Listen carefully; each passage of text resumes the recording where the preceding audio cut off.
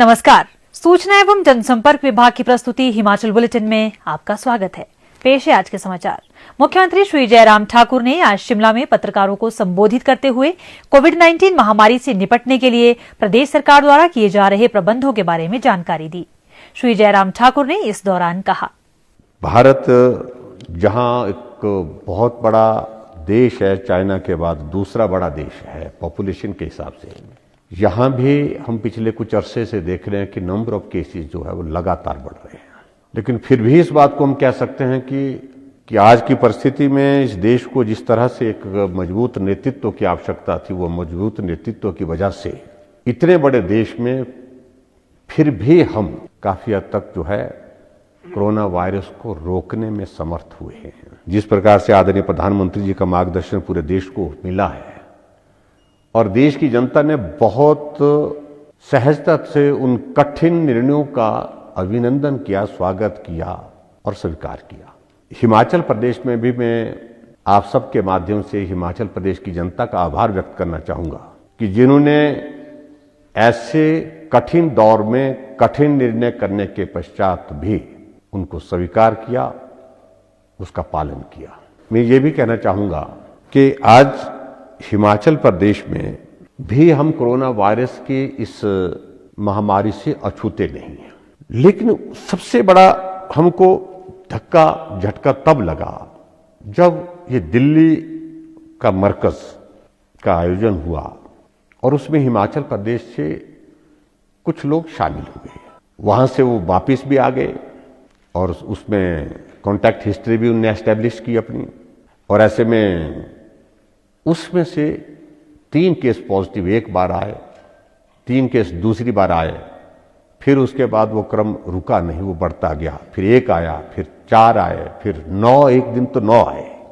कुल मिलाकर के जो आपको जानकारी दी कि total positive cases Himachal Pradesh में 39 हैं और उन 39 में से 25 जो है वो मरकज में गए हुए लोग या मरकज में गए हुए लोगों के साथ कांटेक्ट की वजह से हुए। लेकिन हमने वो चेन पकड़ी, जहां से शुरू हुए थे, कहां कहां गए, सब एक एक आदमी को हमने कोशिश की है उसमें से ये करने की, ताकि कोई भी आदमी उसमें ऐसा ना बचे जिसका हम टेस्ट ना करें। उसमें हमको काफी हद तक संतोष है कि हम उस सारी चेन को एग्जॉस्ट करने की परिस्थिति में पहुंचे हैं। आपको मैं दावे के साथ कह सकता हूं कि हिमाचल प्रदेश में जिस प्रकार से लोगों का सहयोग, आप सबका सहयोग हमको मिला है, पुलिस विभाग ने काम किया है और डॉक्टर्स, पैरामेडिकल स्टाफ, सफाई कर्मचारी, सब लोगों ने जो काम किया जिस प्रकार से, वो सचमुच में बहुत तारीफ के योग्य है। लॉकडाउन फर्स्ट का दौर समाप्त हुआ और उसके बाद लॉकडाउन सेकंड जो है हमारा 15 से शुरू हुआ है और वो 15 से 20 तक आज तक लगभग उसमें कोई बहुत चेंजेस नहीं थी कि कुछ रिलैक्सेशन का जिक्र आ रहा था।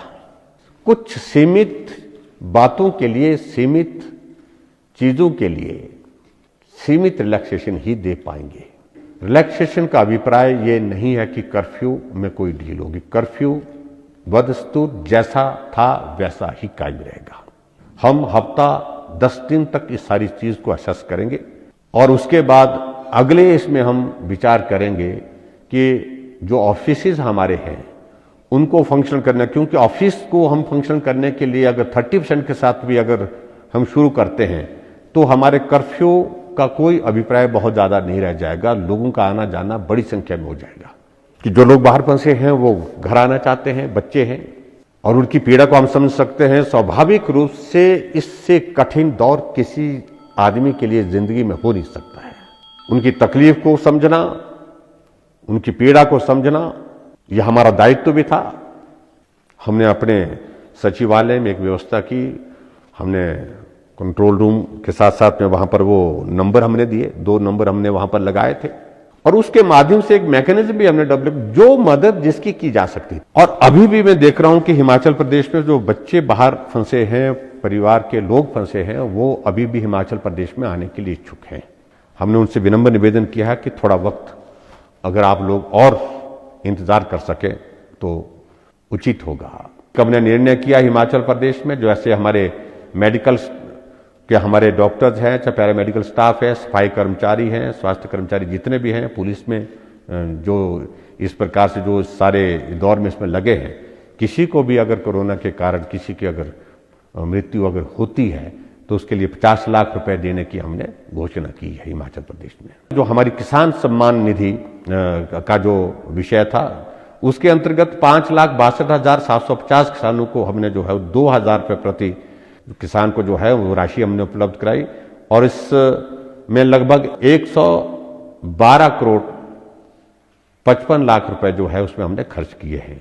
प्रधानमंत्री जन धन योजना के अंतर्गत में ये भी मैं बताना चाहता हूं कि अभी तक 3 माह तक सभी खाता धारक तो महिलाएं के खाते में 3 महीने का 500 रुपए प्रति माह जमा किए जा रहे हैं और इस योजना से 5,90,306 महिलाओं को जो है लाभान्वित किया जाएगा और 29.5 करोड़ रुपए इसमें खर्च किए जाएंगे।